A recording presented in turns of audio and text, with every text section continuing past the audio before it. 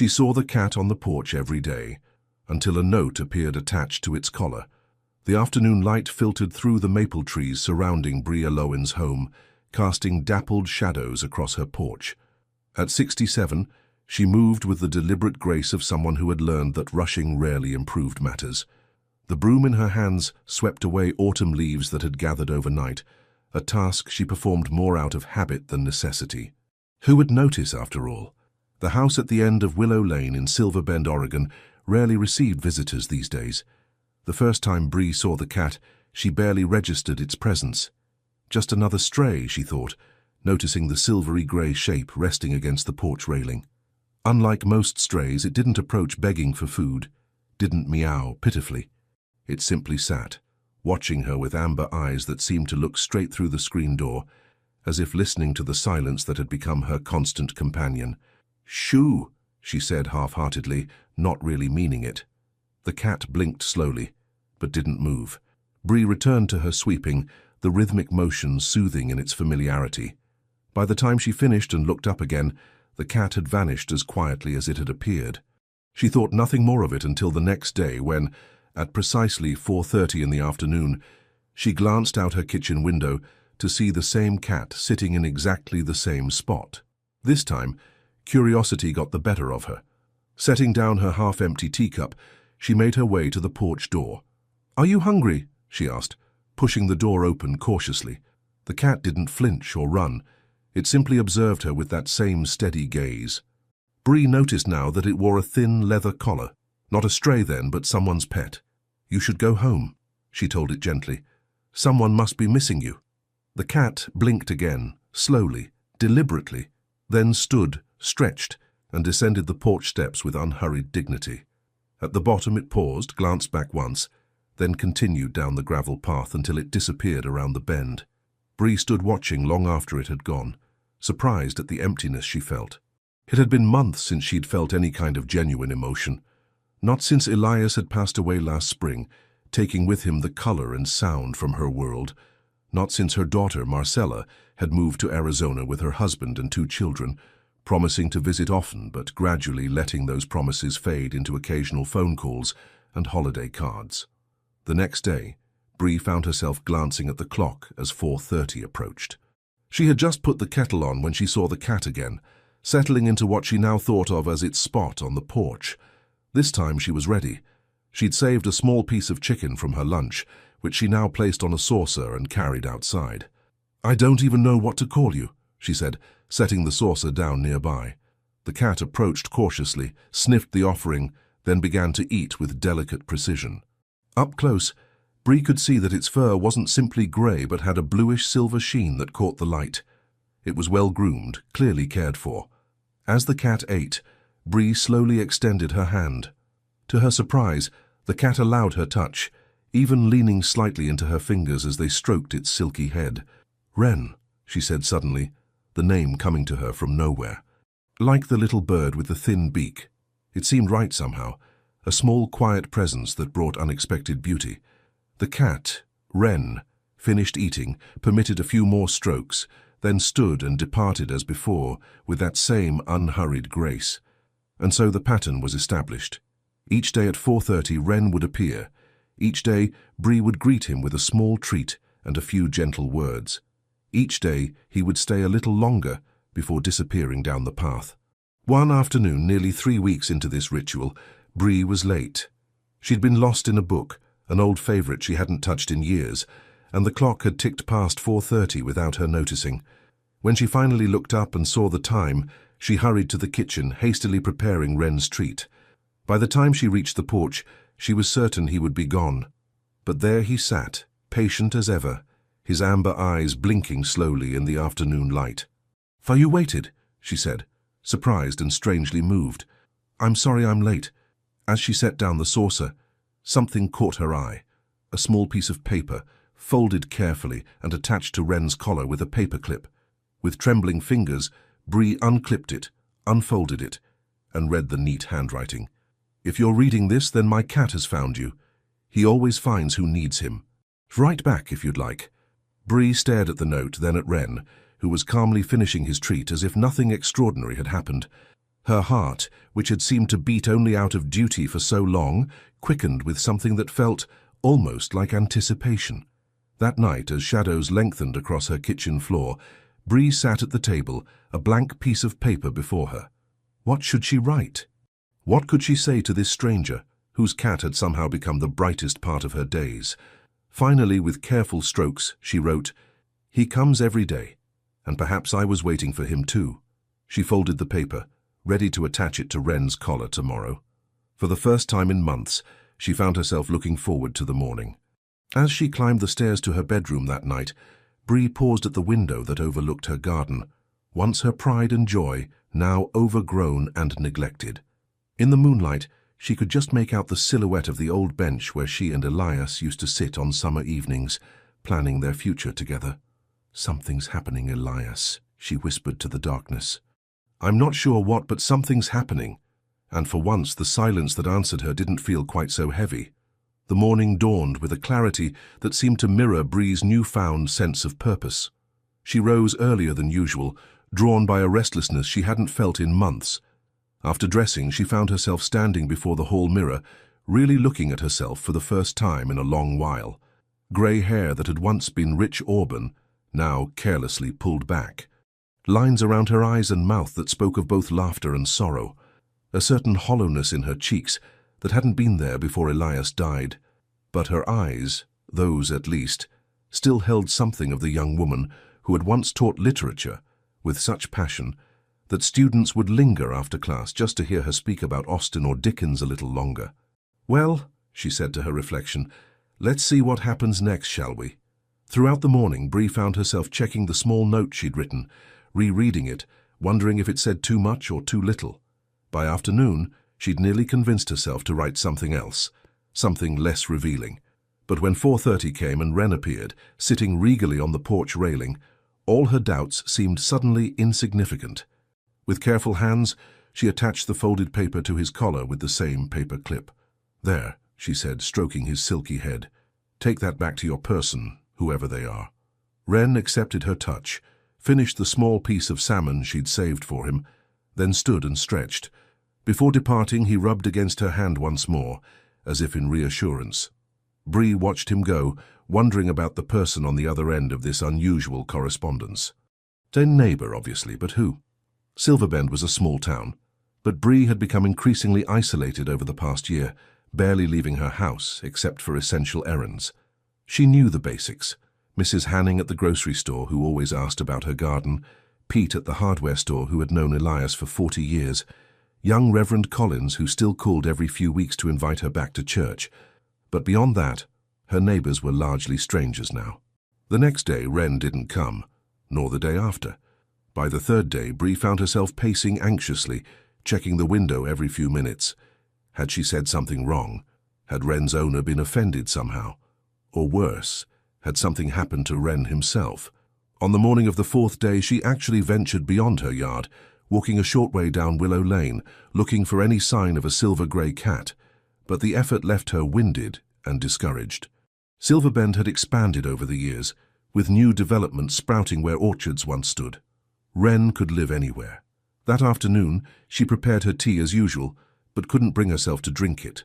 The waiting had become almost painful, a reminder of how quickly she'd allowed herself to become attached to hope. She was just about to pour the cold tea down the drain when she saw a familiar shape making its way up the gravel path. Wren. Relief flooded through her, followed immediately by a surge of joy that startled her with its intensity. She hurried to the porch door, pushing it open just as Wren reached the top step. "Where have you been?" she asked, kneeling despite the protest of her knees. "I was worried." Wren permitted her anxious petting, then stepped back slightly and sat, his posture indicating he had business to attend to, and there it was, another note, clipped to his collar. With fingers that trembled slightly, Bree unfastened it and unfolded the paper. The handwriting was the same as before, neat and precise. "Your words found me at exactly the right moment. Isn't it strange how that happens? Like the universe knows what we need before we do. Wren has always been an unusual cat, appears and disappears as he pleases, but always seems to know where he's needed most. I hope he brought you some comfort." "He certainly brings it to me."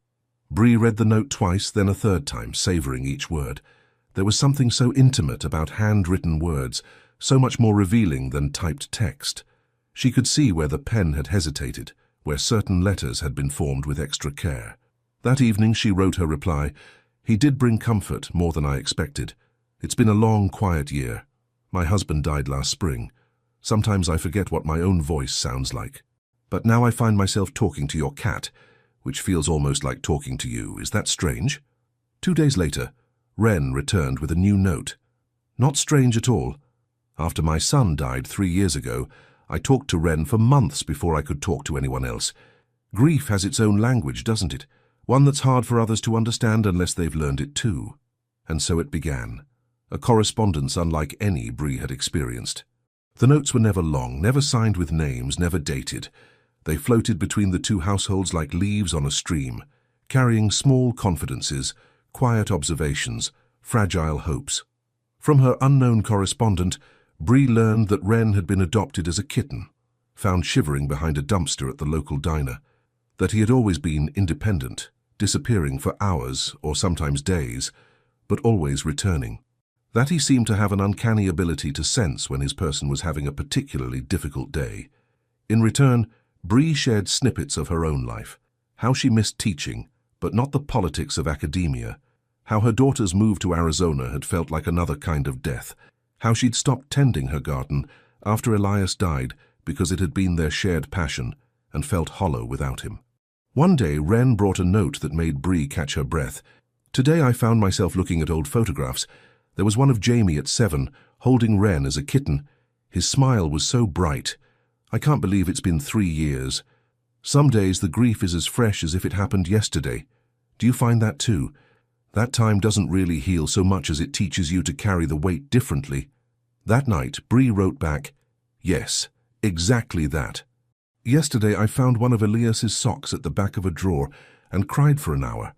Then I laughed because it was such an ordinary thing to break me, a sock with a hole in the heel that he refused to throw away.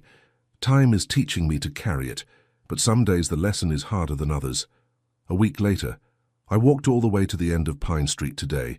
First time I've done that in months. Saw the sunrise over Crater Lake.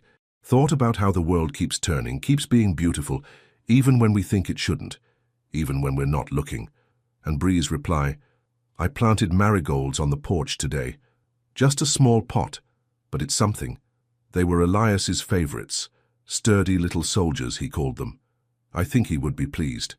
As summer deepened into a lush green fullness, Bree found herself changing in small but significant ways. She began to open the curtains each morning, letting sunlight pour into rooms that had been dim for too long. She dusted off cookbooks and prepared proper meals instead of the half-hearted sandwiches she'd subsisted on for months. She even ventured into town more frequently, exchanging pleasantries with shopkeepers who seemed genuinely pleased to see her emerging from her isolation. And she wrote. Not just the notes to her mysterious correspondent, but in the old journals she'd kept for years, filling pages with observations, memories, even fragments of poetry that came to her in the quiet hours of early morning. One particularly warm evening, as she sat on the porch waiting for Wren's daily visit, a memory surfaced of the literature classes she'd taught for 30 years. How often had she told her students that the most profound connections between people were often formed through words, through the sharing of stories and thoughts that might never be expressed face to face. When Wren arrived, bringing a new note, Bree felt that familiar flutter of anticipation. This message was shorter than usual. "Today I almost came with him to your place." She read it several times, trying to decipher the emotion behind those 9 simple words. Was it fear that had held her correspondent back? Hesitation? Second thoughts? Or something else entirely? After careful consideration, she wrote back only, "When you're ready, I'll be here." That night, as she prepared for bed, Bree found herself standing before her closet, really seeing its contents for the first time in months. Elias's clothes still hung there, untouched since his death. His flannel shirts, his one good suit, his favorite cardigan with the leather patches at the elbows. With gentle hands, she touched each item, memories washing over her like warm waves. "It's time, isn't it?" she whispered. "Time to let some things go." Outside her window, A quarter moon hung in the sky, casting just enough light to silvery Bree's garden. In that gentle illumination, she could see small green shoots pushing up through soil she had neglected for too long. Life persisting despite her inattention. Tomorrow, she decided, she would write a longer note. Tomorrow she would ask her correspondent's name. Tomorrow, perhaps, something new would begin. But for now, she left the window open a crack, something she hadn't done since Elias died, and fell asleep to the sound of crickets singing in the darkness. The next morning, Bree woke with a sense of anticipation that had been absent from her life for too long. She spent extra time preparing for the day, selecting a blue blouse that Elias had always admired, applying a touch of lipstick, even fastening the silver earrings that had been a gift from her daughter on her last birthday. "Don't be silly," she told her reflection. "Nothing's going to happen today." But something had already happened, hadn't it? Over the past weeks, through those small handwritten notes, she had formed a connection with someone who understood loss, who was also navigating the strange, shadowy landscape of grief. Someone who, like her, was finding their way back to the world, one hesitant step at a time.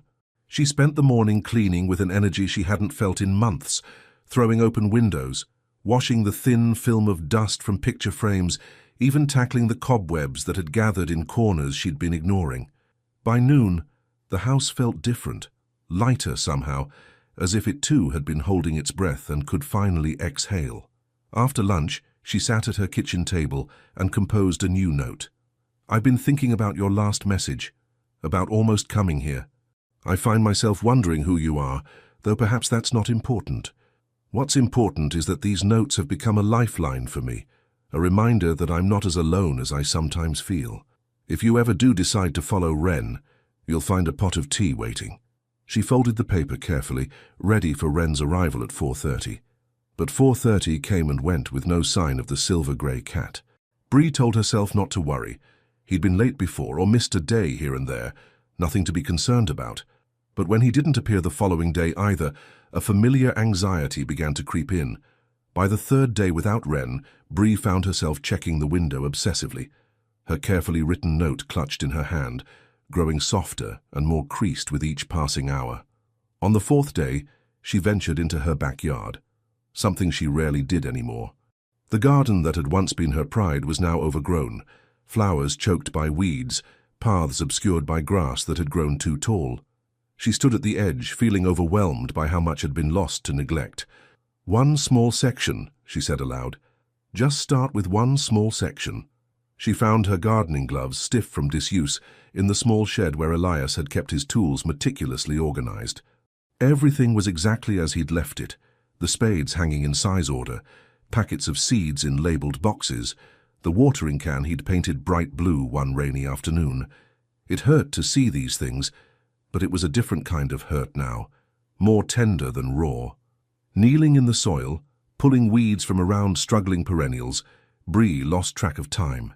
The physical work was exhausting but satisfying in a way she'd forgotten.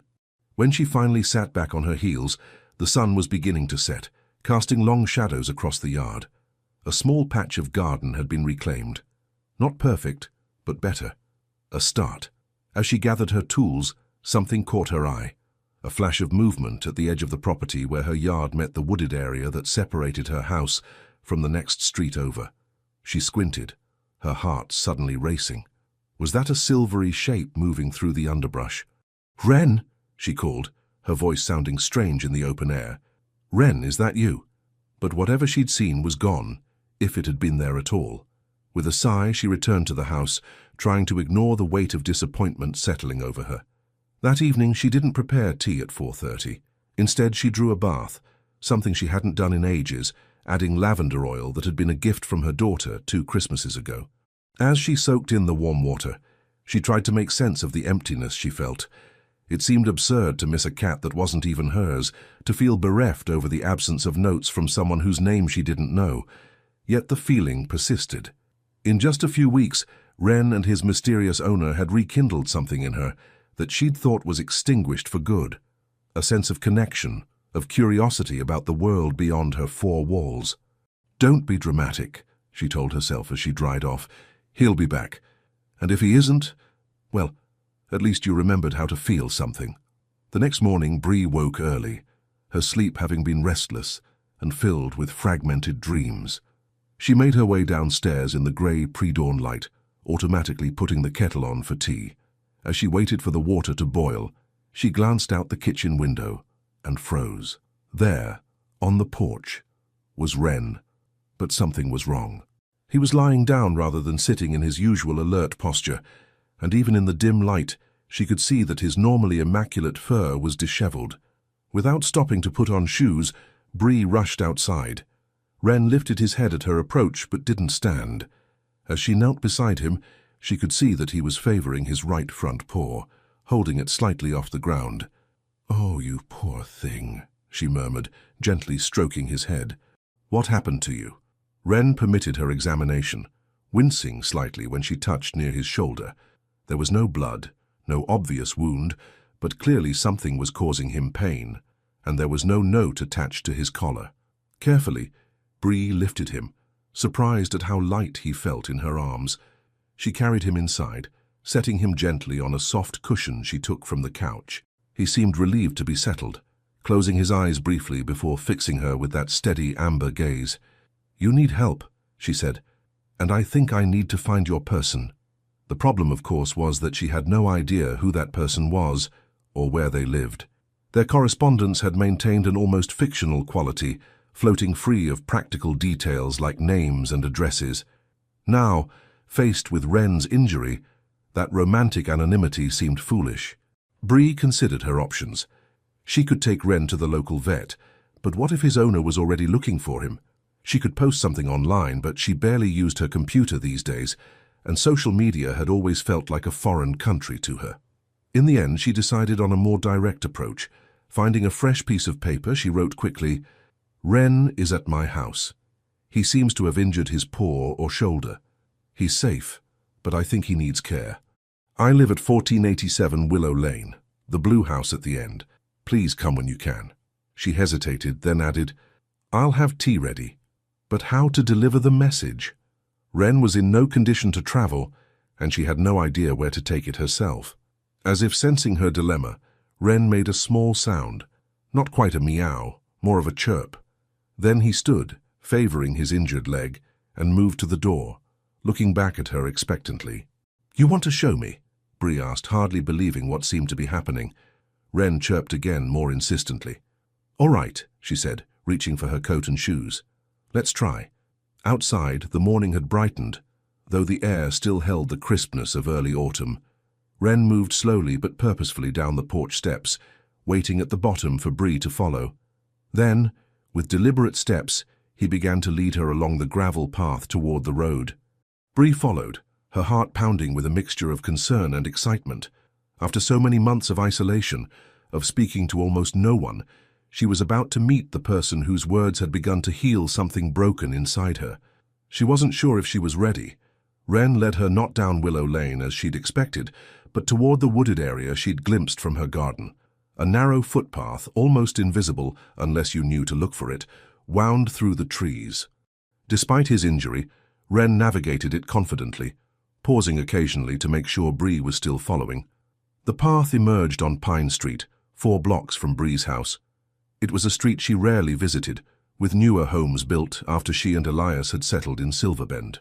Wren continued his slow progress, finally turning up the walkway of a modest grey house with dark green shutters and a small, well-tended garden of native plants.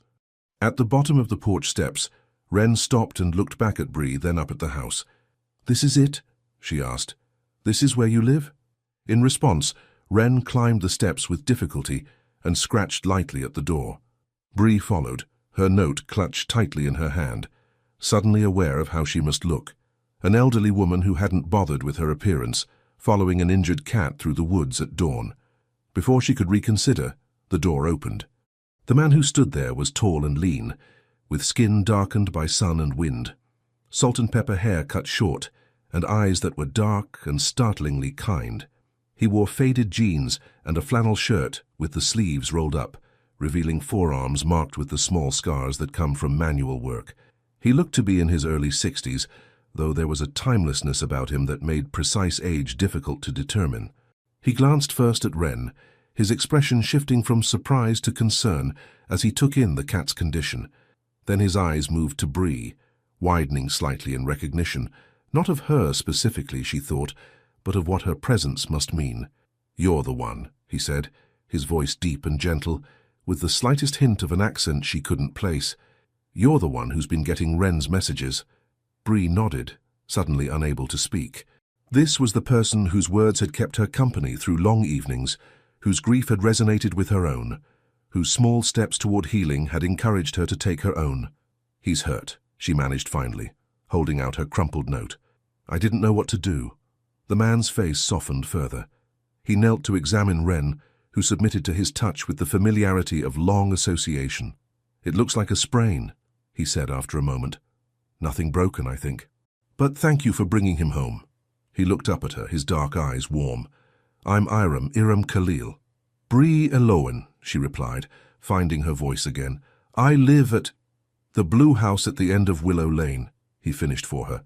"Yes, Wren has told me, in his way." He smiled, a gentle expression that transformed his serious face. "Would you like to come in? I was just making coffee, but I can put on tea if you prefer." Bree hesitated only briefly. This was, after all, what she had been hoping for, wasn't it? To meet the person behind the notes, to turn their paper connection into something more tangible.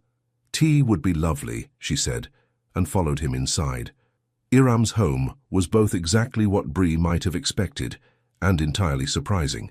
From the outside, it was unremarkable, one of dozens of similar houses built in the early 2000s when Silverbend had experienced a brief growth spurt. Inside, however, it revealed a personality as distinct and thoughtful as the notes she'd been receiving. The front room was simply furnished, but warm, with walls painted a soft terracotta and bookcases filled to capacity. A comfortable-looking sofa was positioned near the window, covered with a hand-woven blanket in shades of blue and green. What caught Bree's attention most, however, were the photographs, dozens of them arranged not in conventional family groupings, but in seemingly random collections that somehow formed a cohesive whole. Many featured a boy at various ages, from toddler to teenager, often outdoors, often laughing. Jamie, she presumed, the son Iram had lost. "Please, sit," Iram said, gesturing to the sofa. "I'll just get Wren settled and put the kettle on." As he disappeared into another room, Wren cradled carefully in his arms, Bree took the opportunity to look more closely at her surroundings. Near the bookcases stood a small wooden table that seemed to serve as a workstation. On it were several small jars filled with what looked like honey, in various shades, from pale amber to deep gold, along with a collection of handwritten labels. Before she could examine them more closely, Iram returned, moving to the kitchen area that opened off the living room. As he prepared tea, Bree noticed that he moved with the same quiet grace that characterized Wren, deliberate, unhurried, present in each moment.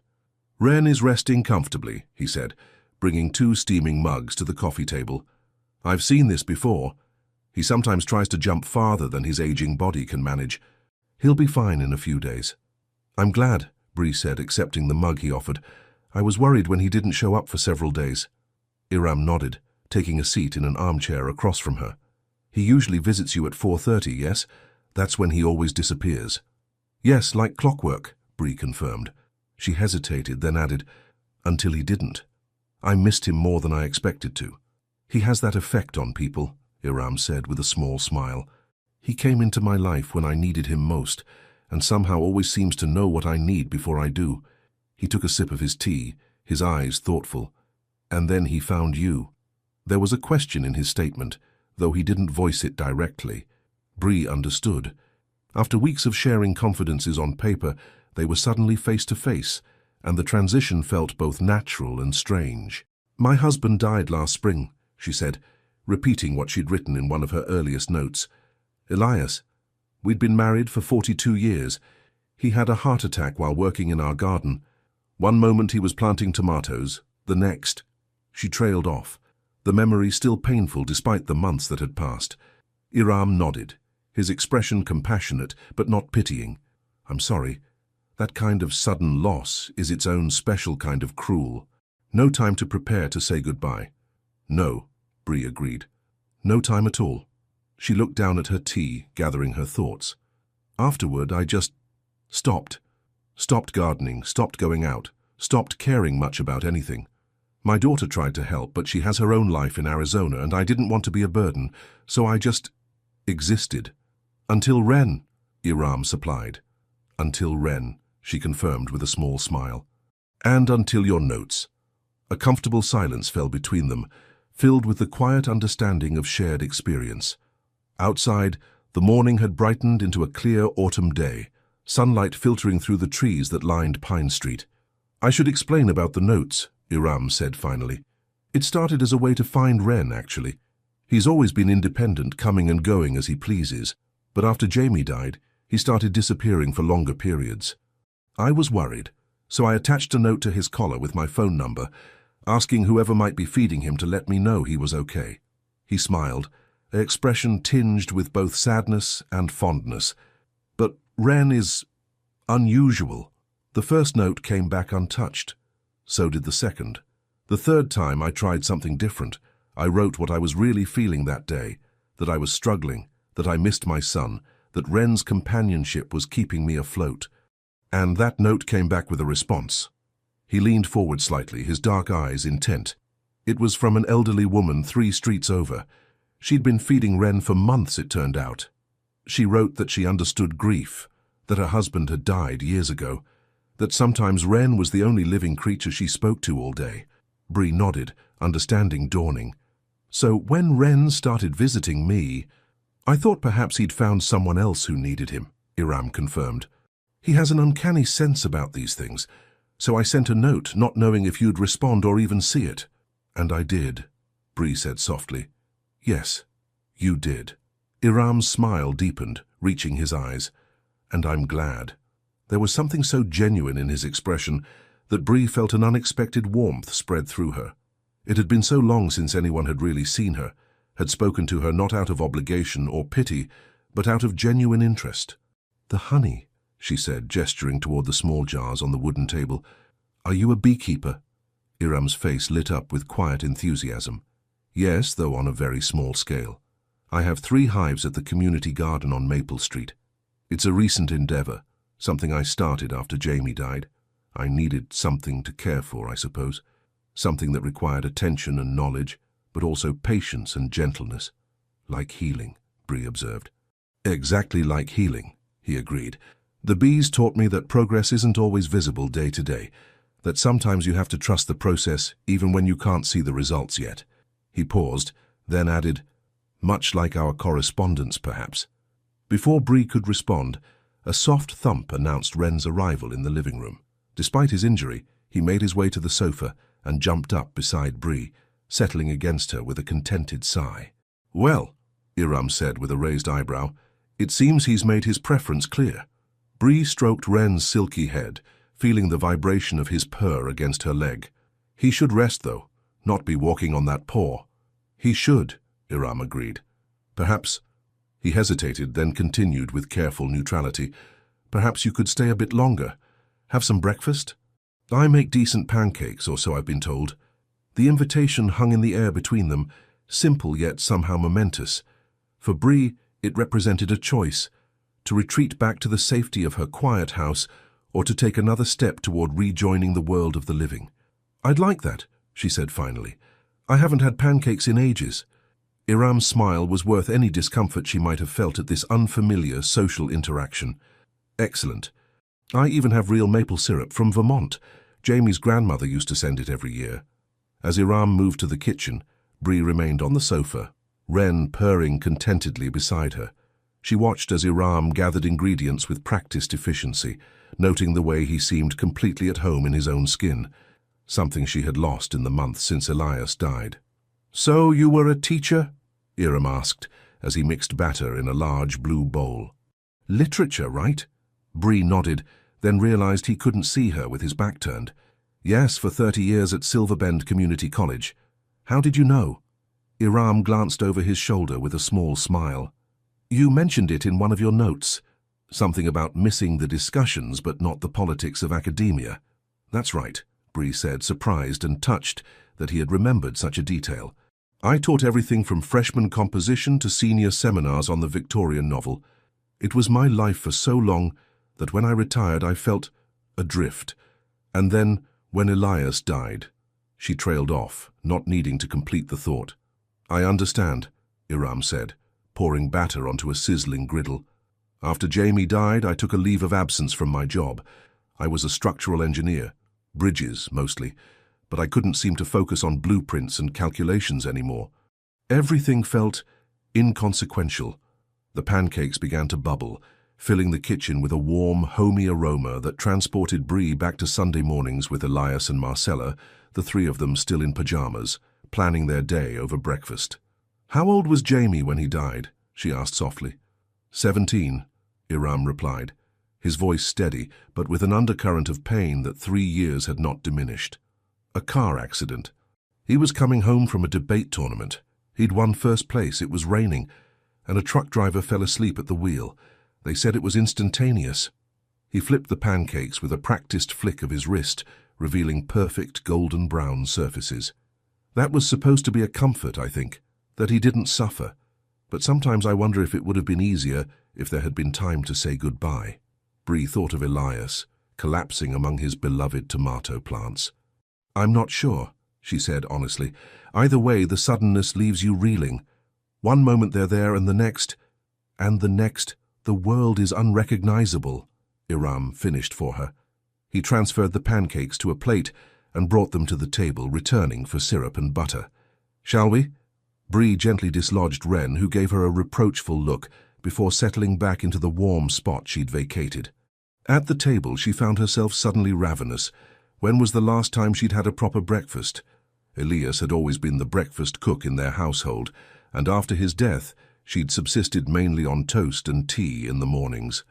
"These are wonderful," she said after her first bite, the sweet maple flavor flooding her senses.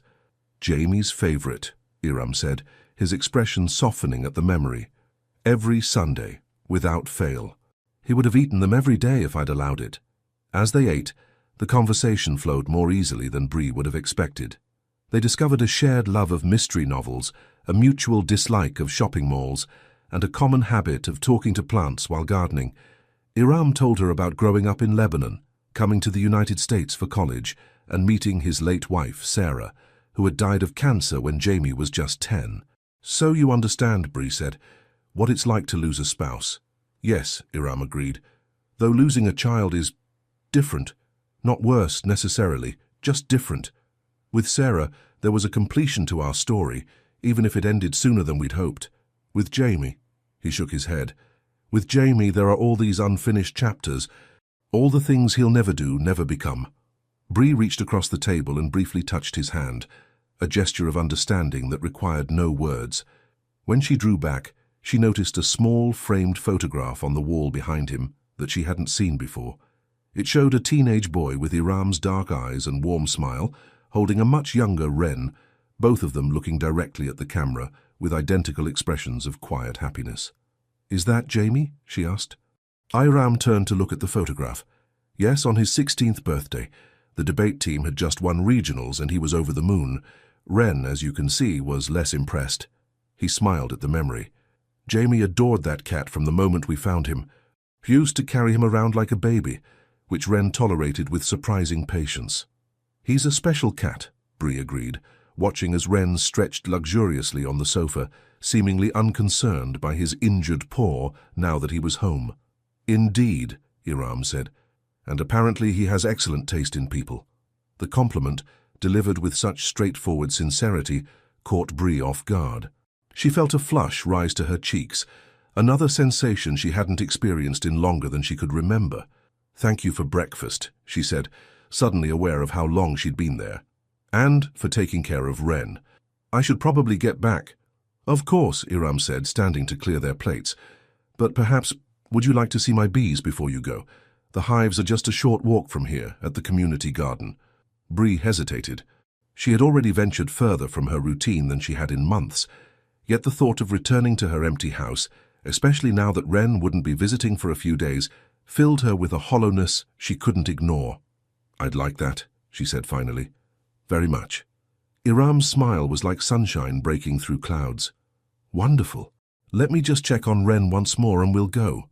As he disappeared into what she presumed was a bedroom, Bree took a moment to collect herself. What was happening here? In the space of a morning, she had followed a cat through the woods, had breakfast with a stranger who somehow didn't feel like a stranger at all, and now was about to go see beehives, of all things. If someone had told her yesterday that this would be how she spent her day, she would have thought them mad. Yet here she was, feeling more alive than she had in over a year. The realization was both exhilarating and terrifying. Iram returned, carrying a light jacket. Wren is settled on my bed with his favorite blanket. He'll be fine for a while. Shall we? Outside, the morning had warmed considerably, but a crispness in the air hinted at the approaching autumn. As they walked side by side down Pine Street, Bree was acutely conscious of Iram's presence beside her, tall and steady, moving with that same deliberate grace she had noticed earlier. "I don't think I've been to the community garden," she admitted. "Elias and I always had our own space, so we never thought to join." "It's fairly new," Iram explained. "Started about 5 years ago, on what used to be an empty lot. The town council finally agreed to let a group of volunteers transform it. Now there are about 20 individual plots, a small orchard, and a shared herb garden. And my bees, of course." They turned onto Maple Street, passing houses Bree had seen only from a distance for years. People were out in their yards, raking leaves or pruning late summer flowers. A few waved to Iram, regarding Bree with curious but friendly glances. "You're something of a local legend, you know," Iram said, noticing her discomfort at the attention. "The retired professor who taught half the town at some point. People speak very highly of you." "Do they?" Bree was genuinely surprised. "I assumed most had forgotten me by now." "Not at all," Iram assured her. "Just last week at the hardware store, the owner's son mentioned how your Shakespeare class changed his perspective on literature. He's an engineer now, but he said he still reads a play every year because of you." The knowledge warmed something in Bree that had been cold for too long. She had poured so much of herself into teaching, into trying to ignite in her students the same love of literature that had sustained her throughout her life. To know that some of those seeds had taken root, had continued to grow even after she'd left the classroom, it meant more than she could express. The community garden came into view at the end of the street, a vibrant patchwork of green interrupted by bursts of color from late-blooming flowers. A simple wooden archway marked the entrance, with a hand-painted sign reading, "Silver Bend Community Garden, Growing Together." Inside, the garden was even more impressive up close. Raised beds contained everything from ripening tomatoes to towering sunflowers. Stone paths wound between the plots, and several wooden benches were positioned to catch the best of the afternoon sun. A few people were working among the plants, and again, several greeted Iram by name. "The beehives are at the back," he said, leading her along a path bordered by lavender plants, away from the main walkways for obvious reasons. As they approached, Bree saw 3 white wooden boxes positioned beneath the spreading branches of an old apple tree. To her surprise, there was no protective fencing, no warning signs, just the hives themselves, each humming with activity as bees came and went in orderly streams. "Aren't you worried about people getting too close?" she asked. Iram shook his head. "Honeybees are generally quite docile unless they feel threatened. Most people give them plenty of space naturally, and the community gardeners have come to appreciate them for the pollination services they provide." He smiled. "Tomato yields have increased significantly since the hives were established." He approached one of the hives with a confidence that spoke of long familiarity. "This is the oldest colony," he explained. "I call them the philosophers because they seem to think more carefully about everything they do. The middle hive is the artists, more creative in their comb building, but sometimes a bit chaotic. And the newest colony is the dreamers, still figuring things out but full of energy." The affection in his voice as he described the bees was unmistakable. Bree watched as he stood near the entrance to the philosopher's hive, observing the workers coming and going with pollen-laden legs. "Would you like to come closer?" he asked, extending his hand toward her. "They won't harm you if you're calm." Bree hesitated only briefly before stepping forward. Iram positioned her slightly to the side of the hive entrance. "This way we're not blocking their flight path," he explained. "They're very focused on their work, you see. Each one knows exactly what her job is and does it with complete dedication." Her, Bree asked.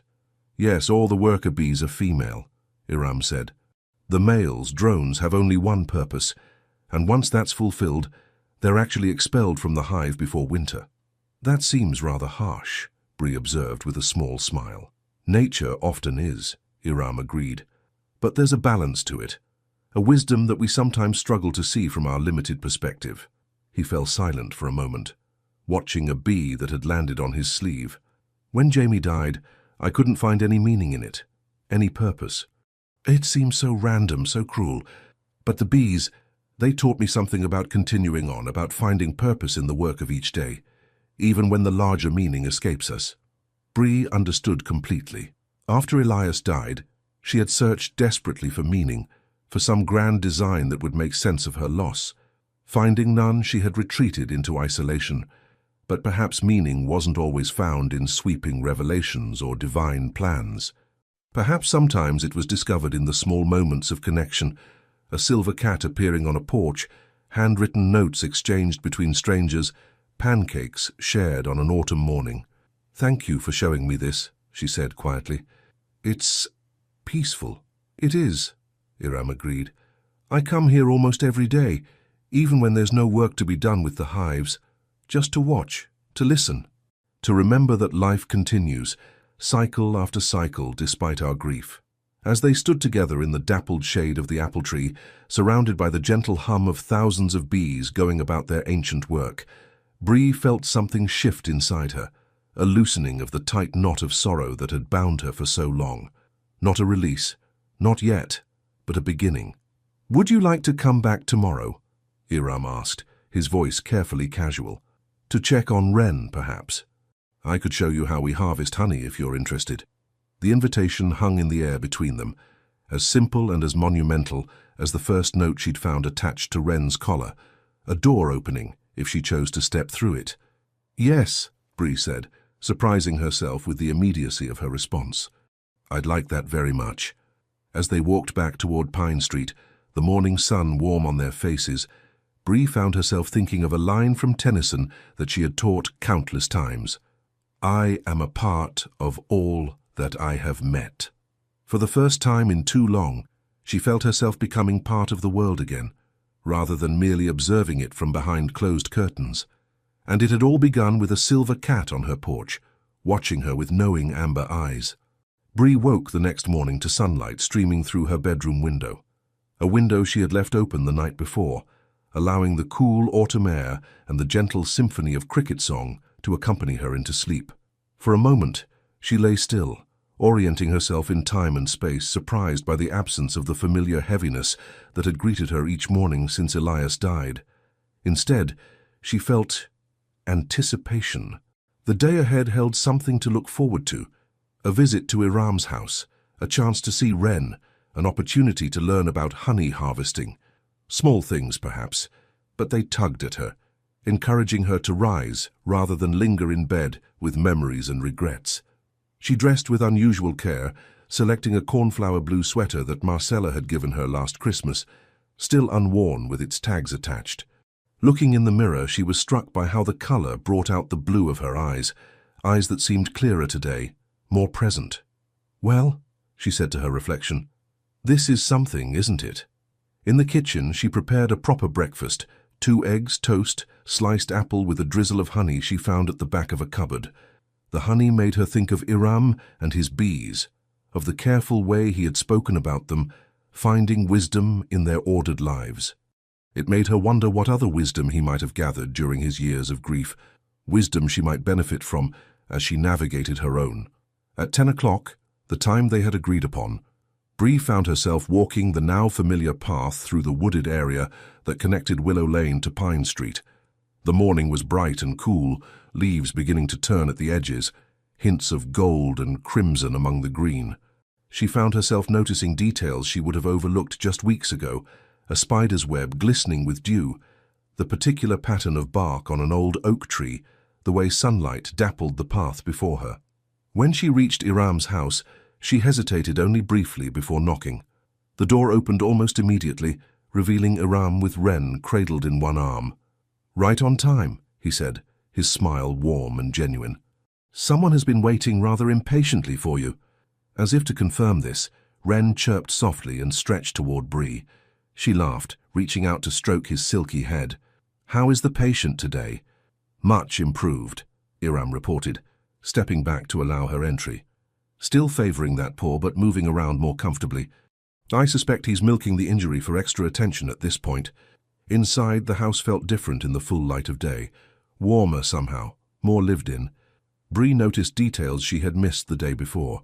A collection of smooth stones arranged on a windowsill, a chessboard with a game in progress, a bookshelf dedicated entirely to poetry. It was a home that revealed its owner's character in 100 small ways. "Tea?" Iram offered, setting Wren gently on the sofa. "Please," Bree said, settling beside the cat, who immediately curled against her leg. As Iram busied himself in the kitchen, Bree found her gaze drawn to a small wooden desk in the corner that she hadn't noticed during her previous visit. On it lay several sheets of paper and a pen that looked familiar, the same kind of pen, she realized, that had been used to write the notes she'd received via Wren's collar. "That's where I wrote to you," Iram confirmed, following her gaze as he returned with 2 steaming mugs. "Every evening after dinner, it became something of a ritual. For me as well," Bree admitted, accepting the tea. "I looked forward to it more than I probably should have." "I don't think there's a should when it comes to finding comfort," Iram said, settling into the armchair across from her. "We take it where we can." The simple wisdom of this statement struck Bree forcefully. How often had she denied herself small pleasures out of some misguided sense that her grief should be absolute, uninterrupted by moments of joy or connection, as if allowing herself to feel anything positive was somehow a betrayal of Elias's memory. "I've been thinking about what you said yesterday," she said, running her fingers through Wren's soft fur. "About meaning, about continuing on even when the larger purpose escapes us. I think I've been waiting for some grand revelation to make sense of Elias's death, some moment of clarity that would make the pain worthwhile. But that's not how it works, is it?" Iram considered this, his dark eyes thoughtful. "No, I don't think it is. At least it hasn't been for me. After Jamie died, I wanted desperately to find some meaning in it, some lesson or purpose that would justify such a loss. But the more I searched for that grand design, the more elusive it became." He took a sip of his tea before continuing. "It was the bees that helped me see it differently. They don't question the purpose of their work or the meaning of their short lives. They simply do what they're meant to do day after day, and in that doing, that continuing, there is its own kind of meaning." Bree nodded slowly, understanding. "The meaning is in the living itself, in the small moments of connection, of beauty, of purpose." "Exactly," Iram said, his expression warming. "The grand meaning may or may not reveal itself, but in the meantime there are bees to tend, honey to harvest, notes to write, cats to feed." He smiled at Wren, who had begun to purr loudly under Bree's attentive strokes. "And pancakes to make," Bree added with a small smile of her own. "Indeed." Iram set down his mug and stood. "Speaking of which, are you ready to see how honey is harvested? I have a frame that's ready for extraction." Bree followed him to a small room off the kitchen that appeared to serve as a workroom. A large table dominated the space, covered with various tools and equipment she didn't recognize. Along one wall stood a tall cabinet with glass doors, revealing jars of honey in various shades, from pale gold to deep amber. "This is where the magic happens," Iram said, opening a wooden box on the table to reveal what looked like a picture frame filled with honeycomb. "This is a frame from the philosopher's hive. See how the cells are capped with wax? That means the honey is ready for harvesting." He handed Bree a pair of thin cotton gloves. "You might want these. It gets sticky." For the next hour, Iram guided her through the process of honey extraction, uncapping the cells with a heated knife, placing the frames in a small centrifuge that spun the honey out, filtering the resulting golden liquid through a fine mesh. It was methodical work, requiring attention and care but not complex skill, and Bree found herself enjoying the tactile nature of it. "Each hive produces honey with its own distinct flavor and color," Iram explained, as he poured the filtered honey into a large glass jar. "Depending on what flowers the bees have been visiting, the philosophers tend to favor the lavender near their hive, so their honey has subtle floral notes." He dipped a clean spoon into the jar and offered it to Bree. "Taste." She accepted the spoon, bringing it to her lips cautiously. The honey melted on her tongue, sweeter than any she had tasted before, with complex undertones that reminded her of summer gardens and warm afternoons. "It's wonderful," she said, surprised by the intensity of the flavor. "So different from what I buy at the store." "Mass-produced honey is often overprocessed," Iram said, dipping another spoon for himself. "All the subtle characteristics are lost. But this is alive with the essence of our particular corner of the world." As they continued working, Bree found herself thinking about that phrase, our particular corner of the world. It struck her that she had stopped thinking of Silverbend as hers in any meaningful way after Elias died. The town had become merely the place where she resided, no longer a community she participated in. "Do you sell your honey?" she asked, as they cleaned up the extraction equipment. "Not officially," Iram replied. "I give most of it away, to neighbors, to the community gardeners, to the nursing home on Elm Street. I keep some for myself, of course." He hesitated, then added, "Jamie used to set up a little stand at the farmer's market every third Saturday. He had quite the loyal following." The mention of his son came naturally, without the edge of pain that had been present in their earlier conversations. Progress, Bree thought, for both of them. "The farmer's market," she repeated. "I haven't been in, well, a very long time. Elias and I used to go every week during the growing season. He would spend ages talking to the other gardeners, comparing notes on tomato varieties or composting techniques. It's still there," Iram said, "every Saturday morning in the town square. Not as large as it used to be, but vibrant."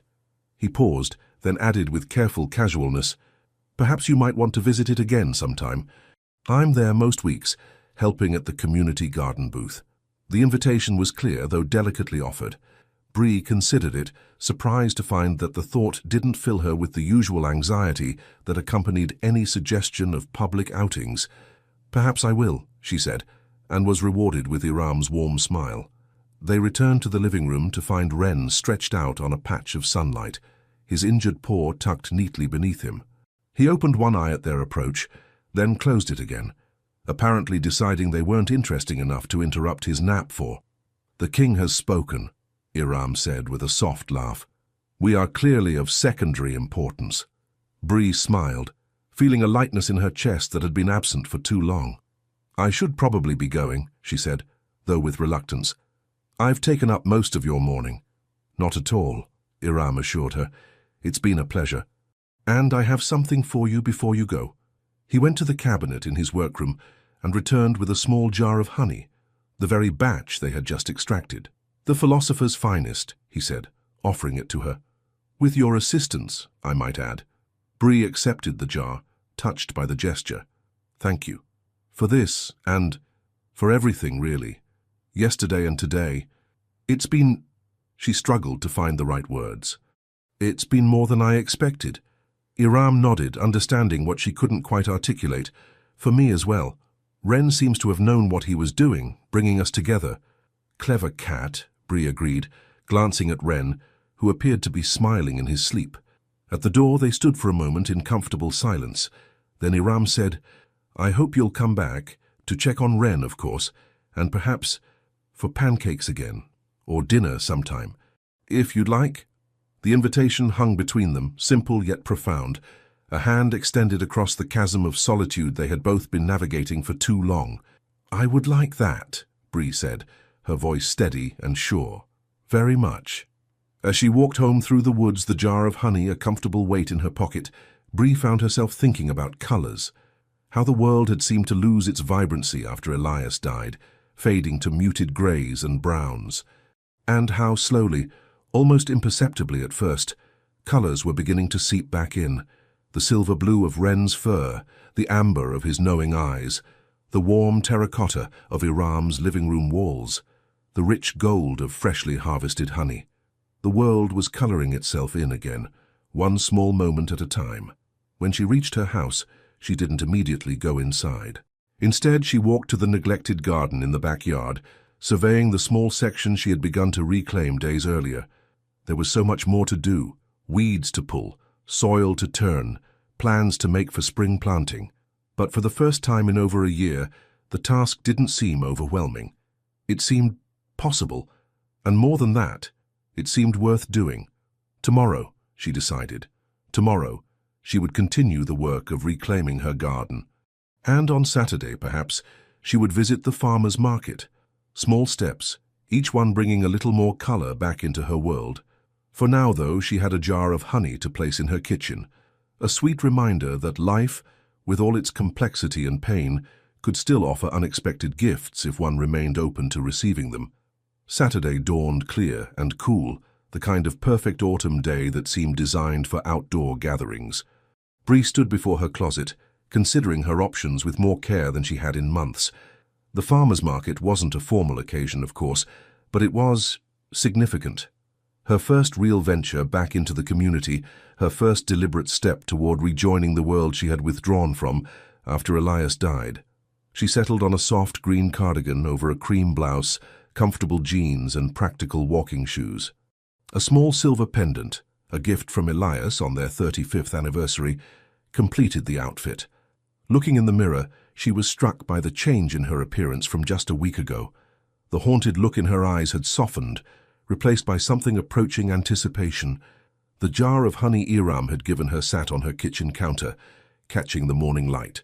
She had used a small spoonful in her tea the previous evening, savoring the complex flavors and thinking about the careful process that had created it, about how sometimes the most wonderful things emerged from patient, consistent effort, a lesson she was slowly relearning. The farmer's market opened at 9, but Bree set out a bit earlier, wanting to take her time walking the familiar route to the town square. Silverbend was beginning to stir as she made her way down Willow Lane, neighbors out retrieving newspapers, children riding bikes in driveways, dogs being walked with varying degrees of enthusiasm. Several people nodded or waved, and Bree found herself returning these greetings with a genuine smile, rather than the tight-lipped acknowledgement that had become her habit. As she approached the town square, she could hear the buzz of activity before she could see it. Voices calling greetings, children laughing, the occasional musical performance that was a staple of the Silverbend market. The familiar sounds both comforted and unsettled her. How long had it been since she had immersed herself in the life of her community, since she had allowed herself to be part of something larger than her own grief? Turning the corner onto Maple Street, she saw the market spread before her, a collection of white tents and colorful displays arranged around the perimeter of the square. The sight was at once exactly as she remembered and somehow new, as if she was seeing it through different eyes. Perhaps she was. She paused at the entrance, momentarily overwhelmed by the sensory experience. The vibrant colors of late-season produce, the mingled aromas of fresh bread and flowers, the cheerful chaos of dozens of conversations happening simultaneously. For a moment, she considered turning back, retreating to the quiet safety of her house. But then she caught sight of a familiar figure at a booth near the center of the market, Iram, arranging small jars on a table beneath a banner reading Silverbend Community Garden. Taking a deep breath, Bree stepped into the market. She made her way slowly through the stalls, reacquainting herself with the rhythm of market day. Several vendors recognized her, greeting her with surprised pleasure. "Mrs. Ilawan, it's been ages. Bree, how wonderful to see you out and about. We've missed you at the market." Each interaction was easier than the last, and Bree found herself engaging in brief conversations about the weather, the quality of this year's apples, the new bakery that had opened on Main Street. Small talk perhaps, but it felt like practice for a language she had nearly forgotten. By the time she reached the community garden booth, she felt more centered, more prepared for the encounter she had been anticipating all morning. Iram was speaking with an elderly couple, explaining something about the different varieties of honey displayed on the table. He hadn't seen her yet, and Bree took the opportunity to observe him. The animated way he spoke about his bees, the respect with which he addressed the couple, the genuine smile that transformed his serious face when the woman said something amusing. As the couple moved on, Iram looked up and saw her. The smile that spread across his face at the sight of her was so warm, so unguardedly pleased, that Bree felt something flutter in her chest, a sensation so long absent that she almost didn't recognize it. "You came," he said simply as she approached. "I did," she confirmed, returning his smile. "I thought it was time." He nodded, understanding all that was contained in that simple statement. "I'm glad. How are you finding it?" "Overwhelming," she admitted. but in a good way, I think. Like waking up after a very long sleep. That's a perfect description, Iram said. He gestured to the display before him. Would you like to see what we're offering today? The community garden has been quite productive this year. The table was arranged with artistic care, late-season tomatoes in graduated colors from pale yellow to deep red, bunches of kale and chard with their jewel-toned stems, jars of honey, similar to the one she had at home, and small potted herbs still vibrant despite the advancing season. It's beautiful, Bree said, genuinely impressed. Who arranges all this? That would be Eleanor, Iram said, nodding toward a woman in her 40s who was helping a customer select herbs at the other end of the table. She has quite the eye for presentation. She's the real force behind the community garden, writes grant proposals, organizes work days, teaches classes on sustainable gardening. I just provide the bees and occasional muscle. Eleanor glanced up at the mention of her name and offered a friendly wave, which Bree returned. Another face to connect with a name, another thread reattaching her to the fabric of community. How is Ren today? She asked, turning back to Iram. Much improved, he reported. This morning he was putting weight on the injured paw and making his feelings known about being kept indoors. I suspect he'll be visiting your porch again very soon. I'm glad, Bree said, surprised at how much she meant it. She had missed the silver cat's daily visits more than she would have thought possible.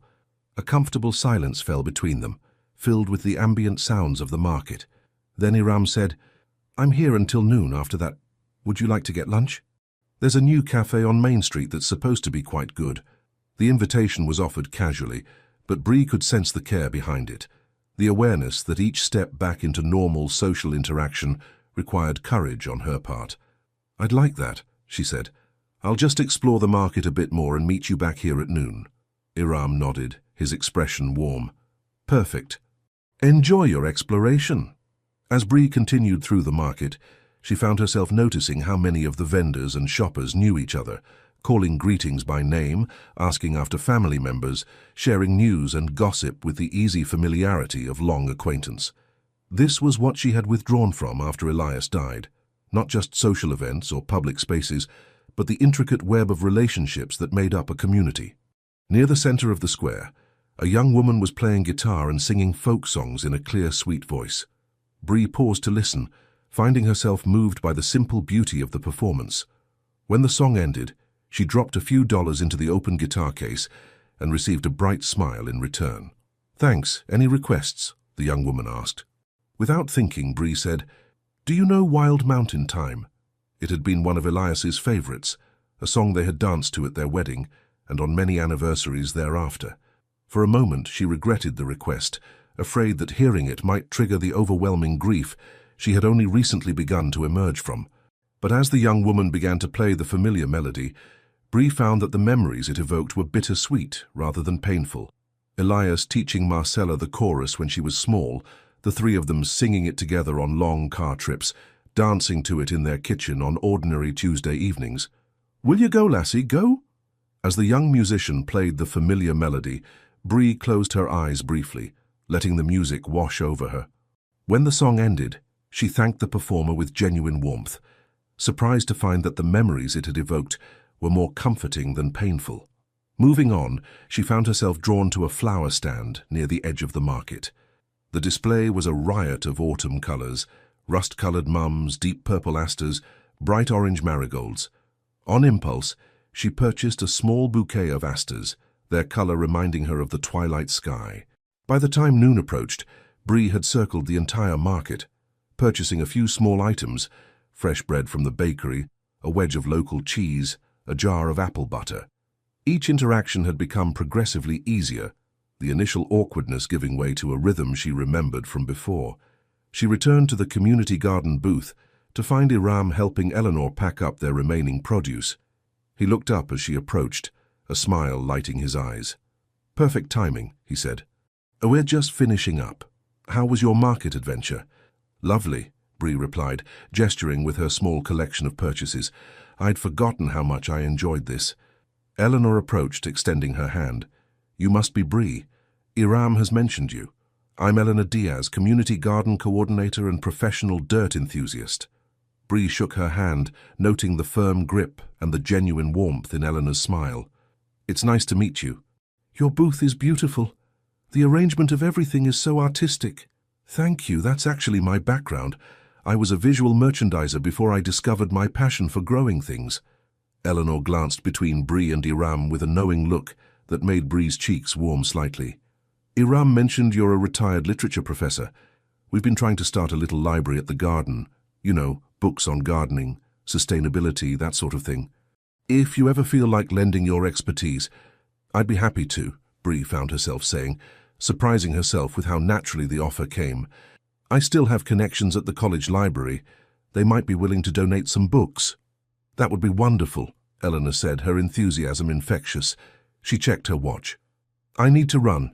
My daughter has a soccer game." "Iram, I've got the rest of this if you two want to head out." "If you're sure," Iram said, waiting for Eleanor's confirming nod before turning to Bree. "Shall we? The cafe's just around the corner." As they walked away from the market, Bree was aware of a new ease between them, as if the correspondence via Wren had created a foundation that made this in-person relationship feel natural despite its newness.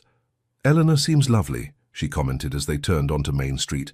"She is," Iram agreed. "She was one of the first people to welcome me into the community garden after—" He hesitated briefly. "After Jamie died. She has a gift for knowing when to offer company and when to allow space." "A rare gift," Bree observed. "Most people either disappear entirely or hover too close." "Exactly," Iram said, clearly appreciating her understanding. "She never pushed, just made it clear that there was a place for me when I was ready.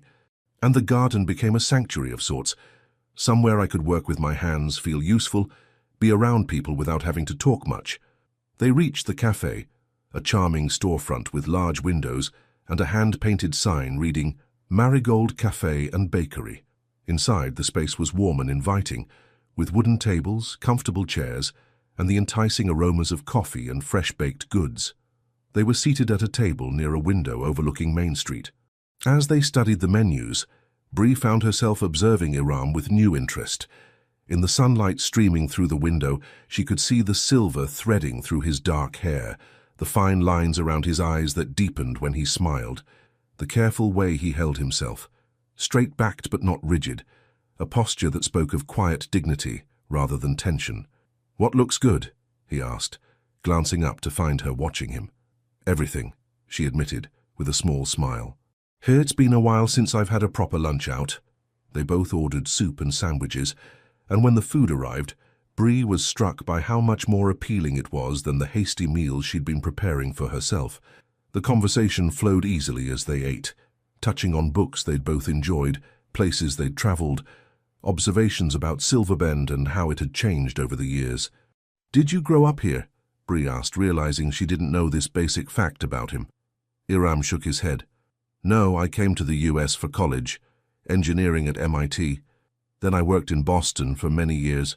Sarah and I moved here when Jamie was 5, wanting somewhere quieter to raise him." His expression softened at the memories. "It was a good decision. Silverbend was good to us, especially after Sarah got sick." "How long were you married?" Bree asked gently. 12 years, Iram replied. "Not nearly long enough, but we packed a lifetime into those years." He took a sip of his tea before asking, "And you and Elias?" 42 years, Bree said, the number still astonishing to her. "We met in college. I was studying literature, he was in botany. Complete opposites in many ways, but it worked. The best partnerships often involve complementary differences," Iram observed. Sarah was an artist, a photographer with an incredible eye for light and composition. We approached the world so differently, but somehow that made our connection stronger.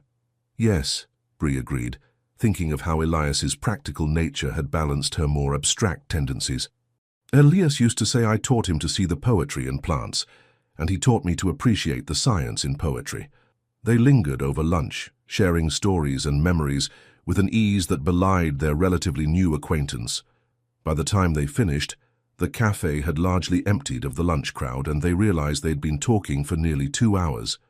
"I should let you get on with your day," Iram said as they stepped back onto Main Street.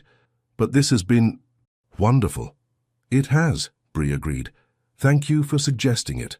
They stood for a moment in comfortable silence, neither quite ready to part ways. Finally, Iram said, "I was thinking of visiting the bookstore before heading home. Would you like to join me?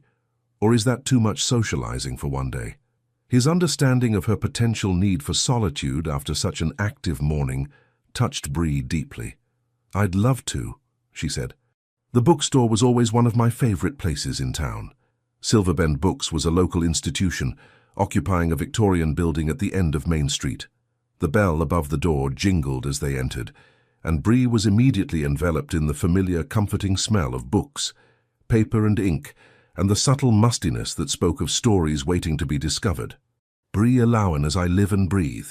The exclamation came from behind the counter, where Martha Jenkins, the owner, was ringing up a customer.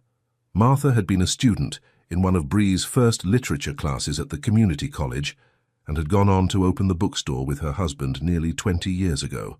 "Hello, Martha," Bree said, smiling at the genuine pleasure in the other woman's face. "It's been a while." "Too long," Martha agreed, finishing with her customer before coming around the counter to greet Bree properly. She was a small, energetic woman in her 50s, with cropped grey hair and bright, intelligent eyes behind stylish glasses. "I've missed seeing you in here, debating the merits of various translations or recommending obscure poetry to unsuspecting customers." She turned to Iram with a knowing smile. "And Iram Khalil. I see you two have met. Iram's our resident bee expert. He did a fascinating presentation on beekeeping for our nature book club last spring." Bree glanced at Iram, surprised and pleased to discover this new connection. "I didn't know you were a regular here." "Books and honey, my two indulgences," Iram admitted with a small smile. "Martha has been very patient with my tendency to get lost in the nature section for hours." "Any friend of books is a friend of mine," Martha declared. "Now what can I help you find today?" "I'm just browsing," Iram said, "but perhaps Bree has something specific in mind?" Bree hesitated, then said, "Actually, I was thinking about finding some books on gardening. I've let mine go rather badly, but I'm starting to reclaim it bit by bit." Martha's face lit up. "I have just the section. We've expanded our gardening collection recently. Follow me." As Martha led them to a cozy corner of the store, Bree felt a quiet contentment settle over her.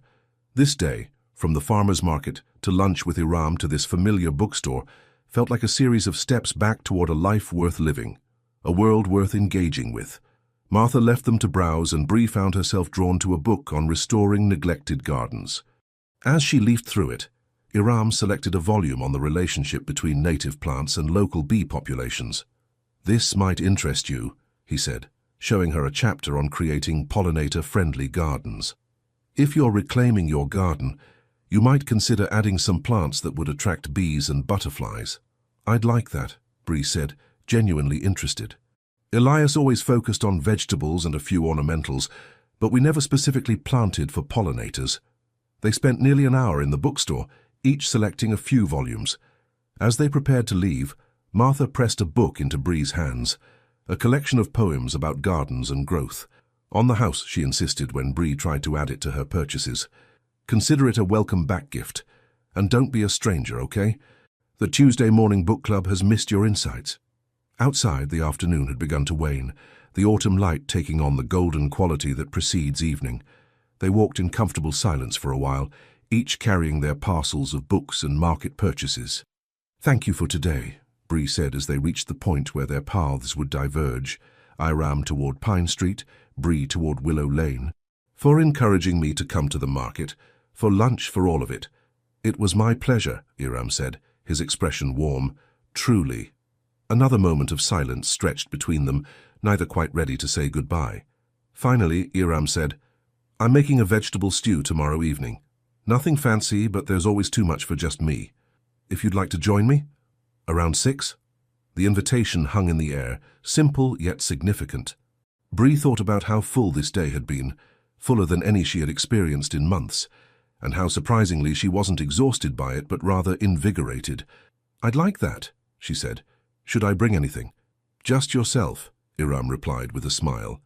"And perhaps your thoughts on that poetry collection Martha gave you."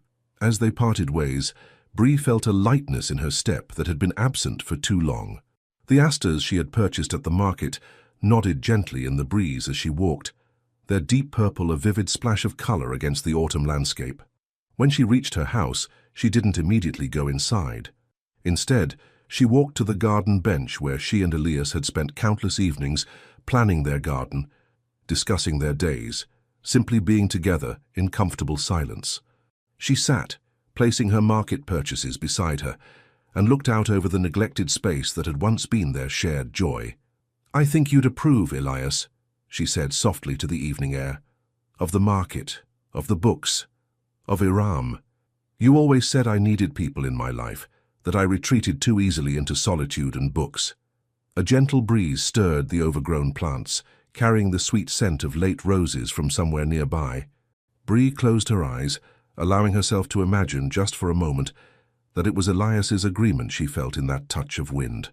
When she opened her eyes again, she noticed a familiar silver shape at the edge of the garden. Wren, watching her with his knowing amber gaze. His paw seemed fully healed as he made his way toward her with his usual unhurried grace. "Well, hello there," Bree said, smiling as the cat approached. "You're looking much better."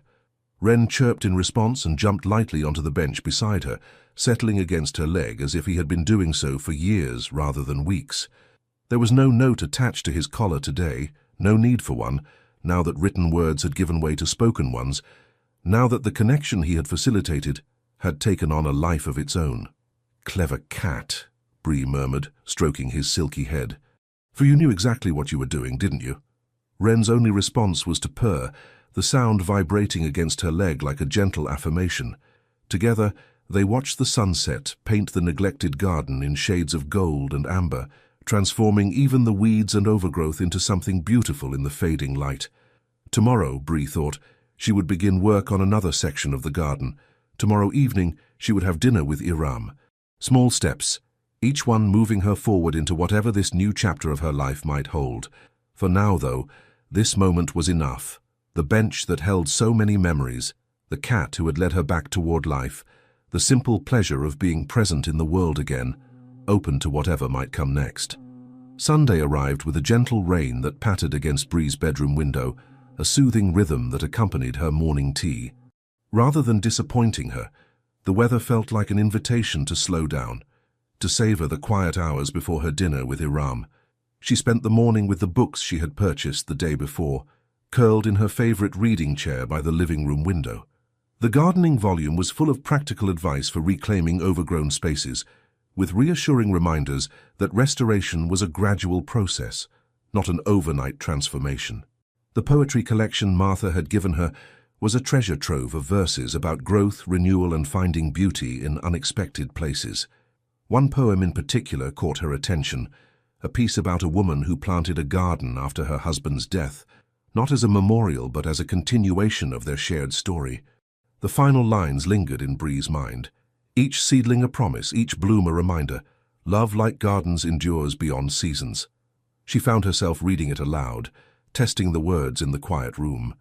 They resonated with something shifting inside her, the realization that moving forward didn't mean leaving Elias behind, but rather carrying him with her in a different way.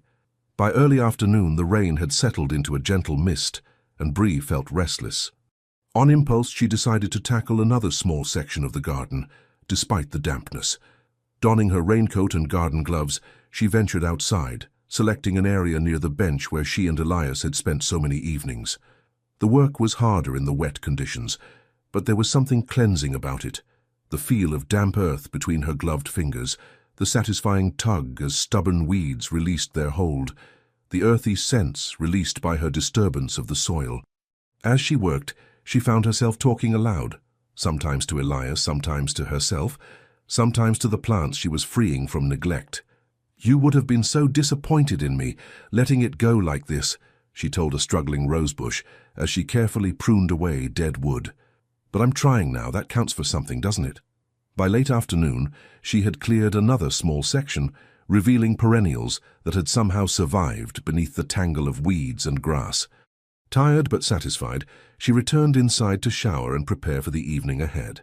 Standing before her closet, Bree considered her options with more care than she had in months.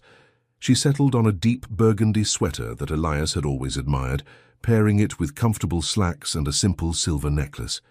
Looking in the mirror, she was struck by the woman who gazed back at her, still bearing the marks of grief, yes, but with a new alertness in her eyes, a subtle energy that had been absent for too long.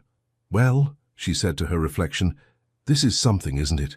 At 5:30, she wrapped a loaf of the fresh bread she had purchased at the farmer's market in a clean dish towel, added it to a small gift bag containing a jar of the apple butter, and set out toward Iram's house. The evening had cleared, the earlier rain leaving everything washed clean, glistening in the golden light of approaching sunset. The path through the woods was damp underfoot, but Bree found she enjoyed the walk more for it. The intensified smell of earth and leaves, the occasional drop of water falling from branches overhead, the softened edges of the world after rain. By the time she reached Pine Street, the sky had taken on the luminous quality that sometimes follows storms, with light breaking through scattered clouds in dramatic rays. Iram's house looked welcoming in the evening light, warm illumination spilling from windows onto the damp walkway.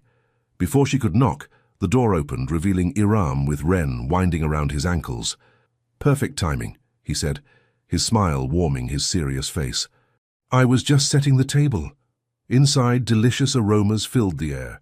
Garlic, herbs, the rich scent of a long-simmered stew. The living room had been subtly transformed since her previous visits, with soft lamps creating pools of golden light and a small fire crackling in the fireplace she hadn't noticed before.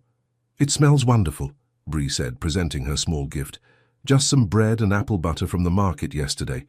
Nothing fancy." "Perfect accompaniments," Iram assured her, accepting the bag with genuine pleasure.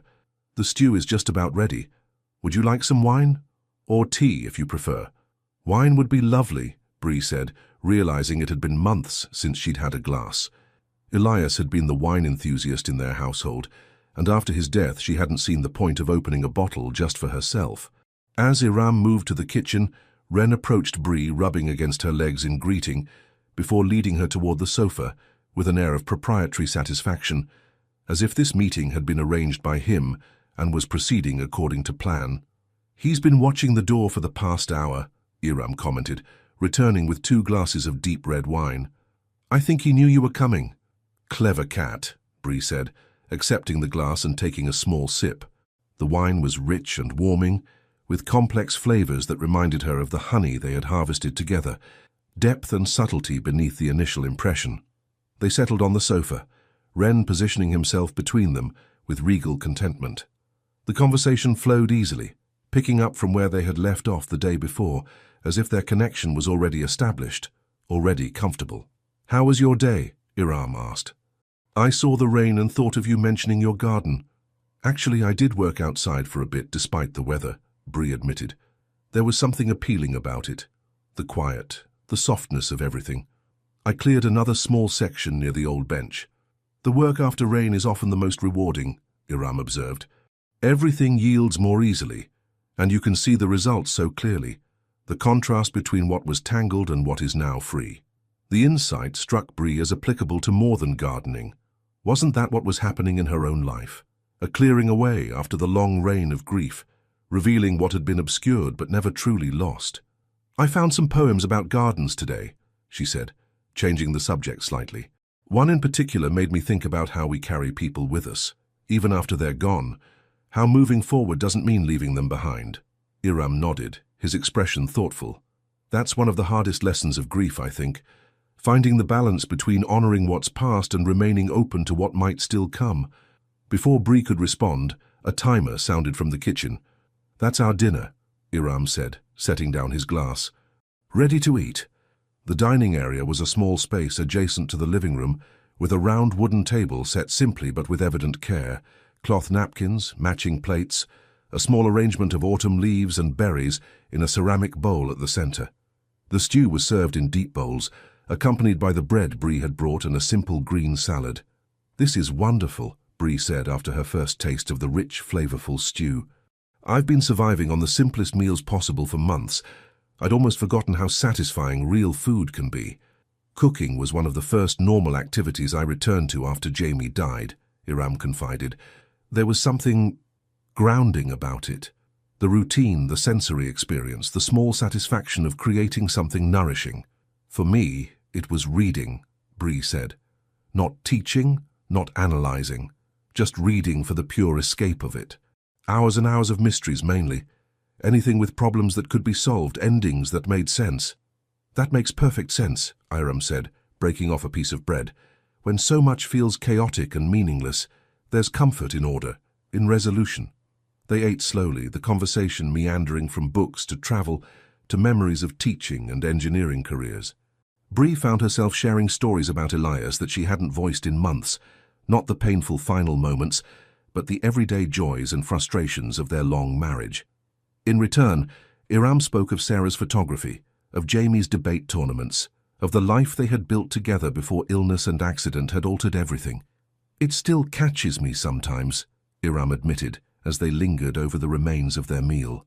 "I'll be doing something completely ordinary, brushing my teeth, checking the mail, and suddenly remember that they're gone, that this life I'm living now isn't the one I thought I'd have." "Yes," Bree said softly. "Exactly that. It's like stepping into what you think is a familiar room, only to find the furniture has all been rearranged. And you keep bumping into sharp corners," Iram added with a sad smile. "But maybe," Bree ventured, "eventually you learn the new layout. Not because you wanted it this way, but because it's what you have now." Iram regarded her thoughtfully. "That's a good way of looking at it. Learning the new layout, a room at a time." After dinner, they moved back to the living room, where the fire had burned down to glowing embers. Iram added another small log, and they settled on the sofa, the comfortable silence between them filled with the soft crackling of the rekindled flames. "I've been thinking about what you said in one of your notes," Bree said finally. "About Wren always finding who needs him. Do you think that's true? That he somehow knows?" Iram considered this, watching as Wren stretched contentedly on the hearthrug. "I don't know if I can explain it rationally, but yes, I think he does. After Jamie died, there were days when I couldn't get out of bed, when everything seemed pointless. Those were the days Wren would refuse to leave my side, not demanding attention, just present. Then later, when I started visiting the community garden, he would disappear for hours, as if he knew I was finding other connections, other sources of comfort." He smiled, an expression tinged with wonder. "And then he found you." The simple statement hung in the air between them, laden with meaning. Bree felt a warmth that had nothing to do with the fire or the wine, a sense of something circular and right about the path that had led them to this moment.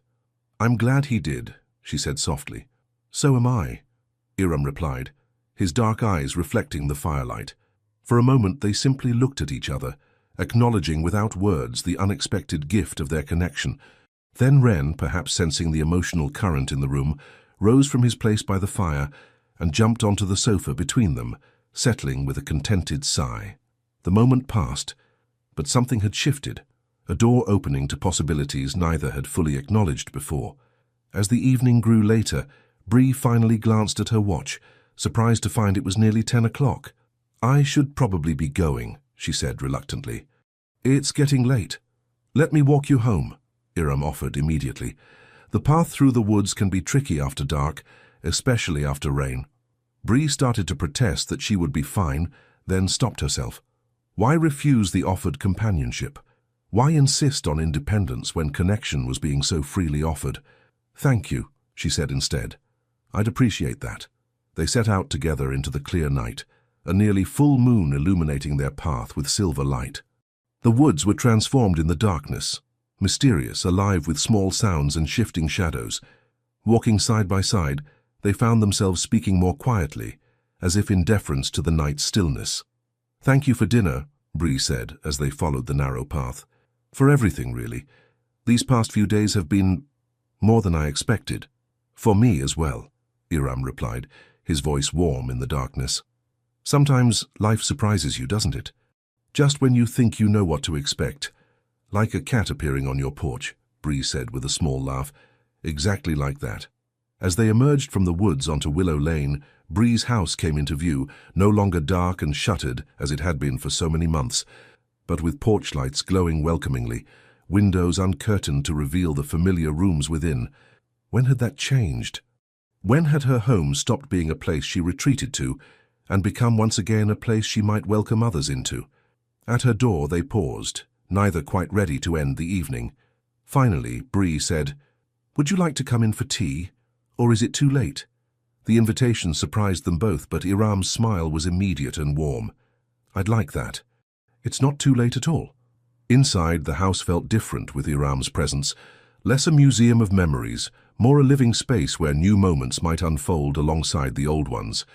Bree led him to the kitchen, putting the kettle on with hands that trembled slightly, with the significance of this simple act. How long had it been since she had welcomed someone into her home? Since she had shared this most private space with anyone other than Elias? As the water heated, they stood at the kitchen window, looking out into the moonlit garden. From this vantage point, the areas Bree had cleared were visible as patches of order amid the general wildness, small beginnings, but real ones. "You've made good progress," Iram observed. "It's not easy starting over with a neglected garden, but there's something especially rewarding about it, I think, seeing what persists despite neglect, what can be reclaimed with care. Like people," Bree said softly. "Exactly like people." The kettle whistled, and Bree prepared tea with the careful attention she had always given to this ritual. As they sat at her kitchen table, warming their hands on steaming mugs, she found herself seeing her familiar home through new eyes, noting the faded wallpaper she had been meaning to replace for years, the collection of magnets on the refrigerator from places she and Elias had visited, the well-worn comfort of it all. "This is a good home," Iram said, seeming to read her thoughts. "You can feel it has been loved." "It has been," Bree agreed, "for nearly 40 years. Elias and I bought it when it was hardly more than a cottage. Just 4 rooms and a leaky roof. We added on bit by bit as we could afford it. The garden came last, after Marcella was born. Elias wanted her to grow up understanding where food comes from, how things grow." "And did she develop that understanding?" Bree smiled at the memory. "Oh yes. By the time she was 5, she could identify a dozen vegetables by their seedlings alone. She had her own little plot where she grew sunflowers taller than she was. She used to—" Bree paused, a realization striking her. "She used to love it here." "And now?" Iram asked gently. "Now she's in Arizona with her husband and children. We talk on the phone every few weeks, exchange emails. She offered to come stay after Elias died, but I sent her away, told her I needed to be alone." Bree shook her head, seeing now what she couldn't then. "I think I was afraid." "Of what?" Iram's question was gentle, inviting rather than demanding. "Of her grief on top of my own, of having to be strong for her when I felt anything but strong, of—" Bree hesitated, then admitted, "of having to explain why I couldn't save him, why I didn't notice something was wrong until it was too late." The confession hung in the air between them, a truth she had barely acknowledged to herself, let alone spoken aloud. Iram reached across the table and covered her hand with his own. "There's nothing you could have done," he said quietly. "You know that, don't you? A massive heart attack. It happened so quickly. Even if you had been right beside him, watching his every breath." "Logically, I know that," Bree admitted, "but logic doesn't always speak as loudly as guilt." "No," Iram agreed. "It doesn't." They sat in silence for a moment, his hand warm over hers, the shared understanding of irrational guilt a bridge between them. "Have you spoken to Marcella recently?" Iram asked finally. "Last week, briefly. She calls every Sunday evening." Bree glanced at the clock on the wall. "I missed her call tonight, actually. I'll have to email her tomorrow. Perhaps—" Iram hesitated, then continued carefully. "Perhaps you might consider inviting her to visit. Now that you're feeling more ready for company?" The suggestion hung in the air, both challenging and supportive. Bree considered it, trying to imagine Marcella in this house again, with its empty spaces where Elias should be. "Maybe," she said finally. "I think maybe I could do that now." Iram smiled, an expression of quiet approval that warmed something in Bree's chest. "One step at a time," he said. "Learning the new layout, remember?" "Room by room," Bree agreed, returning his smile. When Iram finally rose to leave, it was nearly midnight, far later than either had intended, the hours having slipped by in conversation that ranged from the philosophical to the practical, from memories to possible futures. At the door they stood for a moment in comfortable silence. Then Iram said, "Thank you for the tea and the company. It's been—" He paused, seeming to search for the right word. "Healing," he said finally. "Yes," Bree agreed. "It has." On impulse, she stepped forward and embraced him briefly, a gesture that felt both bold and completely natural. He returned the embrace gently, his arms strong and steady around her. "Good night, Bree," he said as they separated. "Good night, Iram. Get home safely." She watched from the doorway as he walked down the path, his figure silver-edged in the moonlight. At the bottom of her driveway, he turned and waved once before continuing on toward the woods. Closing the door, Bree leaned against it for a moment, her heart full with emotions she was only beginning to name. The house around her, so long a shrine to what had been lost, suddenly seemed alive with new possibilities. The silence that had once felt oppressive now felt expectant, as if the story wasn't ending, but continuing, turning a page to a new chapter. "Something's happening, Elias," she whispered to the quiet house. I think it might be okay." And for the first time in over a year, the silence that answered her felt like permission rather than absence. Monday morning found Bree waking with unusual purpose. After her conversation with Iram the previous evening, she had lain awake thinking about Marcella and the distance that had grown between them, a distance she now recognized she had largely created herself. Over breakfast, she composed an email to her daughter. "Dear Marcella, I'm sorry I missed your call last night. I was having dinner with a friend and lost track of time." Yes, you read that correctly. A friend. I have things to tell you about that. I've been doing some thinking, and I realize I haven't been fair to you since Dad died. I pushed you away when you tried to help, convinced myself I needed to be alone.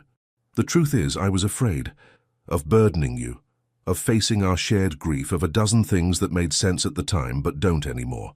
I'm writing to ask if you might consider visiting sometime soon.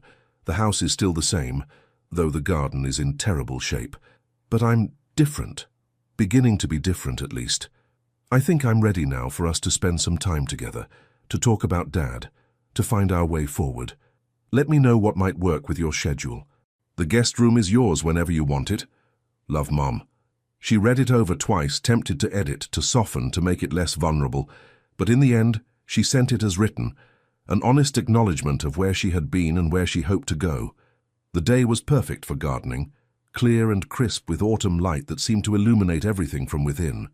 She spent the morning continuing her reclamation project, finding satisfaction in the visible progress. Around noon she paused for lunch, surprised at how much she had accomplished. The garden was beginning to show definite signs of her renewed attention. Cleared pathways, pruned shrubs, flower beds freed from choking weeds. The afternoon stretched before her, and on impulse Bree decided to tackle another project she had been avoiding.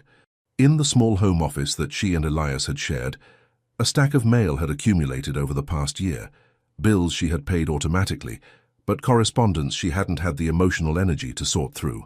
The office was largely as Elias had left it, his reading glasses still on the desk, reference books arranged by subject, a calendar from the previous year open to April, the month he died. Bree had avoided the room as much as possible, entering only when absolutely necessary. She began with the stack of mail sorting methodically, recycling junk mail, filing important documents, creating a pile of personal correspondence to respond to. Among the letters was a card from her former department at the college, inviting her to a retirement celebration for a colleague.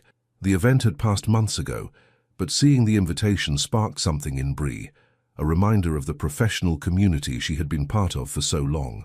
At the bottom of the stack was a thick envelope addressed in handwriting she didn't recognize. The postmark was from June, just 2 months after Elias's death. With a small frown, Bree opened it. Inside was a letter on cream-colored stationery, along with several photographs. The letter began, "Dear Professor Elowen, you don't know me, but your husband saved my life 20 years ago. I've been trying to find the courage to write to you since I saw his obituary in the Silverbend Gazette." Bree sank into the desk chair, her heart racing. With trembling hands, she continued reading. "I was a student at the community college, though not in your department. I was going through a difficult time, personal problems, failing grades, a sense that nothing mattered anymore. One evening, I went to Crater Lake with the intention of ending my life. I thought I was alone, but Mr. Alawan was there, collecting plant samples for some research project. He noticed me standing too close to the edge and approached so carefully. He didn't ask what I was doing or why I was upset. He just started talking about the plants he was studying, how they manage to thrive in the harshest conditions, how resilient life can be even when it seems impossibly fragile. He invited me to help him collect samples, and somehow the simple act of focusing on something outside myself, the careful work, the beauty of those tiny, persistent plants, pulled me back from the edge, literally and figuratively. Afterward, he walked me to my car and gave me his card, told me I could call any time if I wanted to know more about botany. He never mentioned what he must have suspected I was planning to do. He just offered connection in the gentlest possible way. I never did call him, but I kept that card. And I did get help. I finished my degree, transferred to a university, eventually became a biology teacher myself.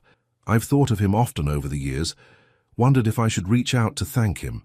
When I saw his obituary, I realized I had waited too long to tell him what his kindness meant to me. But I wanted you to know that your husband saved my life with nothing more than quiet attention and the gift of seeing beauty in small, resilient things. I've enclosed some photos of a project my students completed this year, a butterfly garden at our school that was inspired by the lessons I learned from him that day. With deepest sympathy and gratitude, Lisa Harmon. By the time she finished reading, tears were streaming down Bree's face. Not the devastating sobs of early grief, but something gentler, something that acknowledged both loss and legacy. She examined the photographs, a vibrant garden filled with native plants, students kneeling in soil, butterflies perched on bright blooms, physical evidence of how Elias's quiet goodness continued to ripple outward. This was so like him, to help without fanfare, to offer exactly what was needed without drawing attention to it. He had never mentioned this encounter to her, probably viewing it as simply the right thing to do rather than anything extraordinary. "Oh, Elias," she whispered, "you were always saving things, weren't you? Plants, butterflies, students." Me. With careful hands, Bree placed the letter and photographs in a folder, knowing she would want to read them again, perhaps share them with Marcella when she visited. Then, with renewed energy, she continued sorting through the accumulated papers, no longer avoiding the memories they evoked, but welcoming them. By 4 o'clock, she had made significant progress. The desk was clear, papers were properly filed, and she had compiled a list of people she wanted to reconnect with, former colleagues, distant friends, neighbors who had reached out after Elias's death, only to be met with her withdrawal. She made a cup of tea and carried it to the porch, settling in to watch for Wren. At precisely 4:30 she spotted him, moving up the gravel path with his customary unhurried grace. No sign of his recent injury remained, and Bree felt a surge of joy. "There you are," she said, as he ascended the porch steps. "Right on time, as always." Wren chirped in response, approaching to rub against her ankles before jumping lightly onto her lap, something he had never done before. Surprised and pleased, Bree stroked his silky fur, feeling the vibration of his purr against her legs. On impulse, she went inside and found a piece of paper, writing quickly, "Wren is with me, enjoying the evening on the porch. He seems fully recovered. I found a remarkable letter today that I'd like to share with you sometime. Perhaps dinner here on Wednesday. I make a decent lasagna. Breeze." She folded the note and attached it to Wren's collar with the familiar paper clip. The cat submitted to this with dignified patience, as if he had been a mail carrier all his life. "There," she said, stroking his head once more. "Now he'll know you're safe and sound." They sat together as the sun began to set. Eventually, Wren stood, stretched, and jumped down from her lap. He paused at the top of the porch steps, looking back at her with that knowing gaze. "Go on, then," Bree said, smiling. "I'll see you tomorrow." Later that evening, her computer chimed with an incoming email from Marcella. "Mom, I can't tell you how happy your email made me. Of course I want to visit. I've been waiting for this invitation for so long, but I didn't want to push. I can arrange to come the weekend after next. Arrive Friday afternoon, stay through Monday morning. The kids are with their dad that weekend, so it would be just me, is that okay? And I'm very intrigued about this friend you mentioned. Details, please." "Love you so much," Marcella Bree replied immediately, confirming the dates and promising to share more when they were together in person. Before bed, she heard a soft scratch at the porch door. Opening it, she found Wren sitting patiently, a new note attached to his collar. "Dinner on Wednesday sounds wonderful. I'll bring dessert, and I look forward to hearing about this remarkable letter. Until then, Iram." A postscript had been added in a slightly different pen. P.S. Wren insisted on delivering this tonight rather than waiting until tomorrow. "Who am I to argue with a cat on a mission?" Bree laughed softly, kneeling to stroke Wren's head.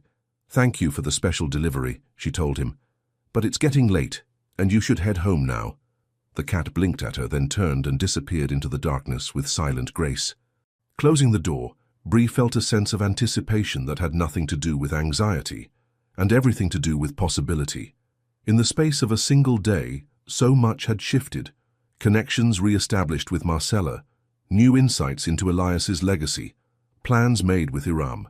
For the first time in longer than she could remember, Bree fell asleep without the heavy weight of grief pressing on her chest, her dreams filled not with loss, but with gardens growing from neglected soil, letters finding their way to waiting hands, and a silver cat walking confidently between separate worlds, bringing them somehow together. The day of Marcella's arrival dawned clear and bright, with that particular crispness in the air that heralded the deepening of autumn.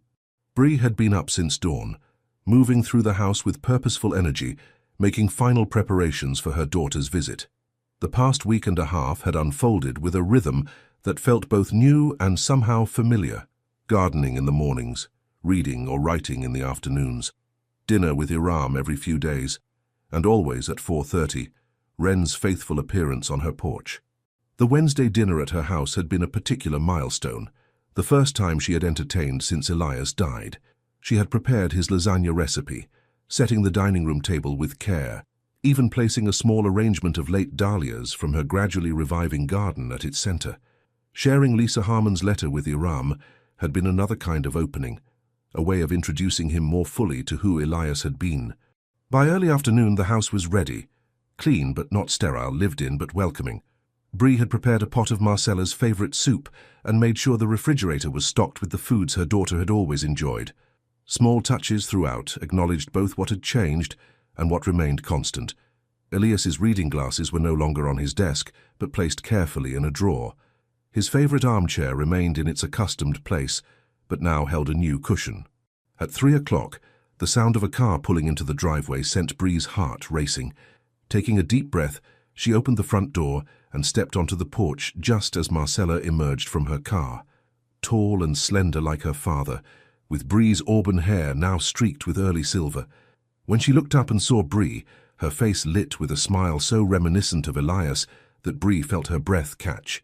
For a moment, they simply looked at each other across the space that separated them, physical distance that seemed to represent the emotional gap that had grown between them. Then Marcella was moving up the path, and Bree was descending the porch steps, and they met in the middle, embracing with a fierceness that spoke of too much time apart. "Mom," Marcella murmured, "I've missed you so much." "I've missed you too, sweetheart," Bree replied, her voice thick with emotion. "More than I let myself admit." Inside, they fell into familiar patterns with surprising ease, Marcella placing her luggage in the guest room, Bree putting on the kettle for tea, both of them gravitating to the kitchen table where they had shared so many conversations over the years. Over the next hour, Bree told her daughter everything. About Wren's first appearance, the notes exchanged via his collar, meeting Iram, their growing friendship, the gradual reawakening she had experienced. "Mum, that's—" Marcella shook her head, searching for words.